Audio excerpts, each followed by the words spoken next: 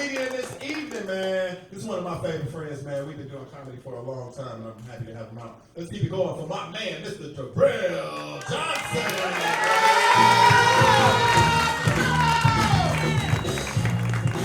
Here we go, nigga host one more time.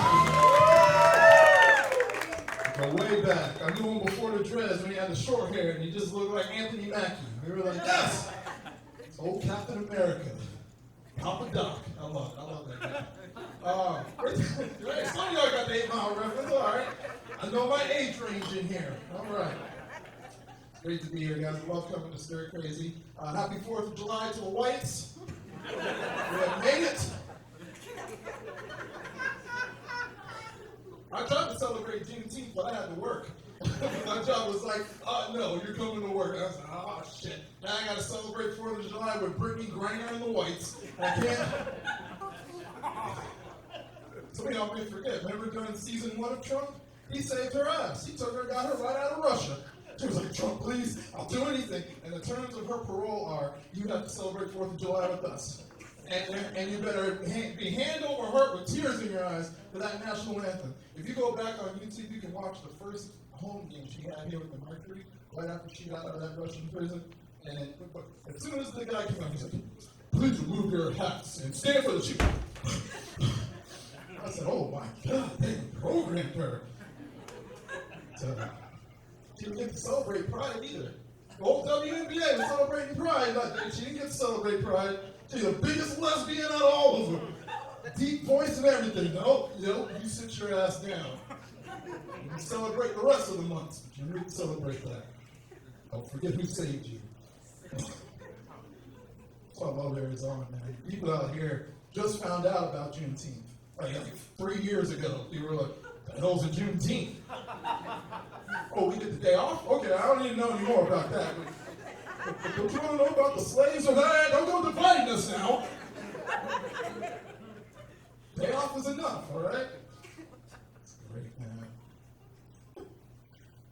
I used to work a job where I was a manager, and I had a whole bunch of my staff. As soon as they announced Juneteenth as a holiday, I was like, well, did you get the day off? I said, if you can tell me what it is. None of the black people would tell me what it is. I said, you celebrate 4th of July with Brittany Griner and the whites. There you go. That's how I liked it. Sounds great. It's very interesting. That's actually, I turned 40 this year. Class of 86. Made it. I started getting in the gym. I started getting a little healthier. If statistics about black men are true, I got a good 15 left. All right, I'm here for a good time, not a long time. So started getting in the gym, working out. Tried to get my Raven on here. Raven's always posting his gym pics. I'm like, if that crazy motherfucker could get up and go to the gym at 4 a.m., I have no excuse. And I love it. I love going to the gym early too. I get in there with them old white vets, them old RFKs working out with jeans on. Oh yeah. Strongest guys in the gym. I see them in there. I'm over here struggling. I see some guy, I'm like half this guy's age. I'm like, look at old Captain America over here, just pumping weights like it's nothing. It's that cocaine strength, guys. That's what old man strength is. It's that late 70s, early 80s cocaine, and everything was good. They didn't have almond and soy milk. It was whatever the milkman brought to the door. You drank Coca-Cola with actual cocaine in it. You know, it's still in their bloodstream. That's why those old men are stronger and they know everything better than all of us young guys that just show up to the gym to set up a selfie of us doing weights in the mirror. It's like, no. They know what's up. I also started wearing my smartwatch. Started to, track my movements a little bit. I also, I'm a single guy. I live by myself, so I'm like, if I die in my sleep, at least somebody will be notified. I don't want any accidents happen. It's like, I don't want to be the guy who didn't pay his rent and that's how you found out I died. Oh no, I need a cooler story than that. So but it's interesting too. Once I started wearing my smartwatch, one thing I noticed is that it really does track all of your movements, everything you do. I went on a date with this one chick, went back to her place, had a great night, we're having sex. Smartwatch decides to go off. I'm on top and I see it going. I thought I was cycling. It was like, hey, based on your current speed, you should be done in 3 minutes and 20 seconds. Hold on a second. Hold on. 3 minutes, huh? slowing down to see if I can add more time, speeding up, see if it speeds up time. Just trying to, mess with the time trials a bit. She's laying down there like, oh, I'm close. And fellas, when a woman says she's close, that's just a 2-minute warning. There's still plenty of football to be played. All right? Stay in the pocket. Stay focused. Take that knee. Do not try anything. Stay locked into that moment. Once we were done, then my smartwatch starts vibrating and all these little fireworks are going off. It's like, hooray, you did it! And you beat your time. You were done in 4 minutes and 10 seconds. I was like, yes! Add that extra minute on there. All right, Samsung, now we're in business. But I always love though, because I work from home, so, randomly throughout the day, it'll be like, hey, Durrell, it's been 47 days since the last time you went cycling. I know. All right, I'm trying, Samsung, okay? Well, I'm trying out here. Dating at 40 is weird in this time. So I tell my married friends, I'm like, unless cheating's involved, you better figure it out. Cheating and abuse, I can understand. Otherwise, figure it out. Because I don't think oh man, I get so much pussy doing comedy. But I'm like, oh, please keep living vicariously through the life you think I have. I'm going to go home tonight to my dog, smoke a bowl, play some PlayStation, and fall asleep on the couch so I can get up at 4 a.m. and go back to the gym and put my earbuds in and say, what the fuck am I doing with my life? But he's going to get his lunch made on the way to work and get a whole nice little pep talk before he gets out of the house. And, that's fine. Good for him. But I tell people all the time, I'm like, it's not what you think, okay? Like, I got on the apps last year, the dating apps. I got right off of them. I learned 2 things when I got on those apps. The first thing is, I need to definitely start dating my age or close to it. Now, I know there's men in their 40s that exclusively date 20-year-olds. There is not enough Adderall or Tylenol to get through a long-term relationship there. Sure. Maybe I slip up one night and get a 25-year-old like Teresa. Hey, I did. But long-term, no, I can't do that. I also learned I have to start dating my wage. Yeah. Big 2'6", time to get responsible, fellas. I went on one date with this woman. We were wet. I should have known it was an issue. I thought it was this North Scottsdale. Oh, no, it was Fountain Hills. That's where I ended up meeting her at. Went to this restaurant. I got there before she did, pulled up, got my spot. Then I see her car pull up right after.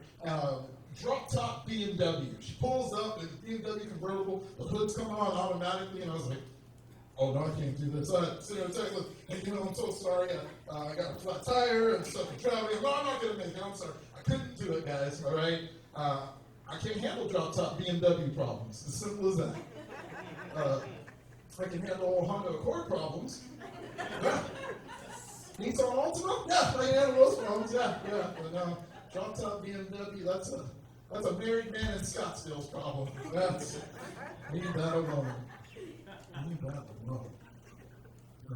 I have some married friends, and I just kind of watch them sometimes because, I know the economy's rough because they'll really fight through it. They have a one annual argument, is what I call it. Like the 20-plus year married people. Like, remember the last recession when it was Obama's fault? They got the COVID. So they'll get in that one annual argument where she changes her profile picture to a selfie and he changes his to the kids, and I'm like, time to pick up phones, what's going on, And I'm leaving her, man. This is it. I'm leaving her. I'm not with her. I'm like, oh, you're not gonna leave her.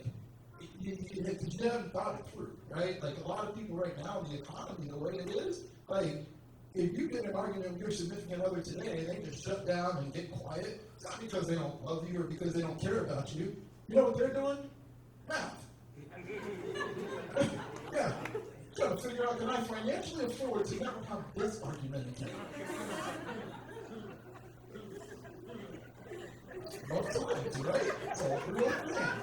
I start cycling through the stuff, okay, parking's not that expensive. I had streaming and Netflix right on my phone.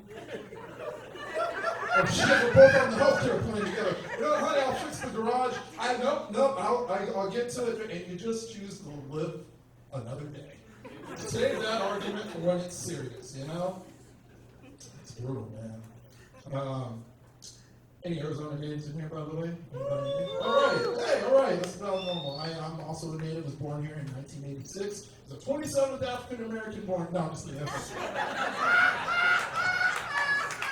Sounded about right, though. I'll quickly tell you guys a story.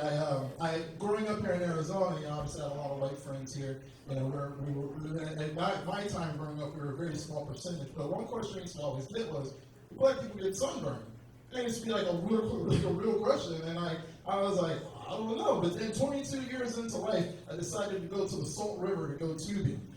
And I quickly found out that yes, we do. And I thought I was good. I was all cocky. Black Panther just came out. Everybody's like, well, you want some sunscreen? I was like, the ancestors would be ashamed. I'm melanated. I'm so good. I was so cocky about it. And then 2.5 hours later, we get off that river, and I noticed that my shoulder, I was like, oh, I got a little dry skin here, and I peeled it. Immediate tears. And my friends were like, oh man, you got a sunburn. And I was like, oh, what? My friend Antoine in 5th grade said black people don't get sunburns or bloody noses unless we get hit in the face. What's happening here? So we get on the shuttle that's taking me back to the car, and I got this towel wrapped around my arm like I'm coming back from war. And then I started getting real lightheaded, and my nose starts bleeding. I went 2 for 2. We're white stereotypes. Turns out I was just dehydrated, but then, of course, my white friends were there. They're used to it. So one of them was like, hey, man, you got to hold your head back. And the other one was like, no, man, you got to hold your head forward. And I was like, just let it go. And after that, I now tell people that, yes, black people, we can get sunburned, but we get like a 2-hour head start, white folks. So don't get too excited. Guys, I'm Durrell Johnson. Have a wonderful night, everyone. Thank you, Lamar. Appreciate you.